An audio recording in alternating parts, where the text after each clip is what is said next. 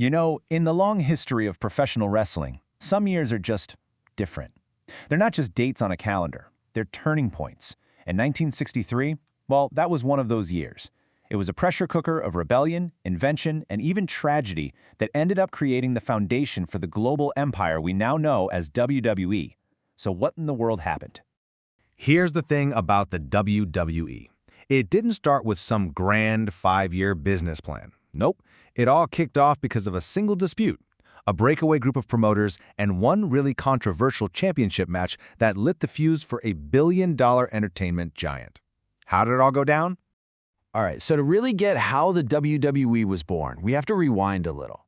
We have to look at the undisputed king of the wrestling world at the time and the backstage argument that blew the whole thing wide open. So picture this. It's the beginning of 1963. The entire wrestling world basically revolves around one name, the NWA, the National Wrestling Alliance. It was this huge network of territories, and their world heavyweight champion was the guy. And that guy was the original Nature Boy, the flashy, charismatic, and, let's be honest, pretty controversial Buddy Rogers. And right here, this is where everything fractures. On January 24th, the legendary Lou Thesz beats Rogers for that NWA title. But here's the catch. It was a one-fall match, not the traditional best 2 out of 3. For a really powerful group of promoters up in the Northeast, led by a guy named Vince McMahon Sr., that just wasn't going to fly. They cried foul, disputed the whole thing, and then, in a move that shocked everyone, they seceded from the NWA just 1 day later to start their own thing, the Worldwide Wrestling Federation, or the WWWF. So, you've got a brand new federation. What's the first thing you need? A champion, right? But instead of, holding an actual tournament, the founders of the WWFF decided to just create one out of thin air. This is where the lines between what's real and what's for show get really blurry. Okay, before we go any further, we need to talk about a key concept in wrestling. It's a word you gotta know: kayfabe. It's basically the unwritten rule, the shared secret between the wrestlers and the fans, that everyone agrees to treat the scripted world of wrestling as if it's 100% real. And let me tell you, the origin story of the WWWF is pure uncut kayfabe. So the big question is, how did Buddy Rogers, the guy who literally just lost the NWA title, suddenly become the first ever WWF World Champion? Well, the official story they fed to the fans was incredible. They said he won this massive, grueling tournament down in Rio de Janeiro, Brazil, and that he beat the legendary Antonino Rocca in the finals. Sounds pretty epic, right? Makes the new title seem super legitimate? Except, none of it actually happened. There was no tournament, there was no final in Rio, it was all completely made up. The WWF promoters basically just said, hey, we never recognized that Thesz win anyway, so as far as we're concerned, our guy Buddy Rogers is still the champ. They handed him a shiny new belt, invented this amazing backstory, and built their entire empire on a fantastic work of fiction. But Rogers' time as the face of this new company, well, it wasn't going to last very long. In fact, his reign would come to an end in one of the most shocking, pivotal, and flat-out legendary moments in the history of the business. So let's look at the matchup. In one corner, you've got the champion, Buddy Rogers. He's the man, the established star, but he's getting older. He was even hospitalized in April, and rumors were flying that he'd had a heart attack. And in the other corner, you have the challenger, Bruno Sammartino, a 27-year-old absolute powerhouse, an Italian immigrant who was becoming a new kind of hero for the working-class fans in the Northeast. The stage was perfectly set for a passing of the torch. And that stage was none other than the world's most famous arena, Madison Square Garden in New York City, on May 17, 1963. We're talking almost 20,000 people crammed into that building, absolutely electric, expecting to see an all-out war between the old guard and the new hero.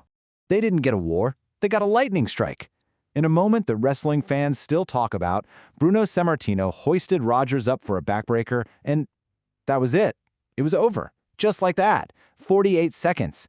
The crowd went from stunned silence to just absolute chaos. A new king was crowned in less than a minute. But that 48-second win wasn't just some flash in the pan. It was the beginning of an entire era. Bruno Sammartino would hold that WWFF championship for 2,803 consecutive days. That's almost 8 years. He sold out arenas night after night, became a massive cultural icon, and gave this brand new promotion the stability and star power it desperately needed. He wasn't just the champion. He was the rock the whole WWFF empire was built on. But here's the thing, the birth of the WWWF wasn't happening in a vacuum.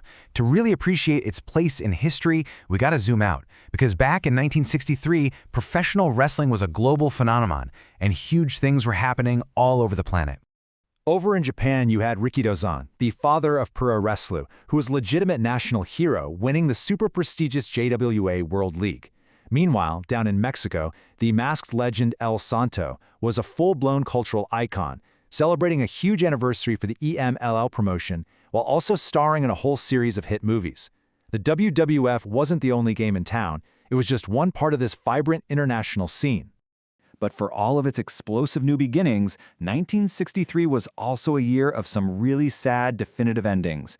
It was a year that marked a true changing of the guard, in more ways than one. Because at the exact same time a new era was dawning with Bruno Sammartino, two of the men who basically wrote the book for the old one, a national hero in Japan and the ultimate showman in America, would see their stories come to a tragic, sudden end. It was just a brutal end to the year. In a truly shocking turn, Rikidozan was stabbed by a gangster in a nightclub on December 8th and died from his injuries a week later. His death left this massive hole in Japanese wrestling. Then, just 11 days after that, on Christmas Day's Eve, gorgeous George Wagner, the man whose incredible showmanship inspired everyone from Muhammad Ali to James Brown, died of a heart attack. Just like that, two of the biggest pioneers were gone. So when you step back and look at the whole year, 1963 was absolutely transformative. An argument over one match challenged the old guard and gave birth to a new empire. A 48-second victory crowned a new hero who would carry that company for nearly a decade. And while all this new life was beginning, two of the old era's brightest lights were tragically put out, truly marking a changing of the guard. From a disputed title and a completely made-up tournament, to a lightning-fast coronation and a somber farewell, all the seeds of what we think of as modern wrestling were really planted in this one wild year. It completely changed the game. Which really just leaves one question. Was 1963 the single most important year the sport has ever seen?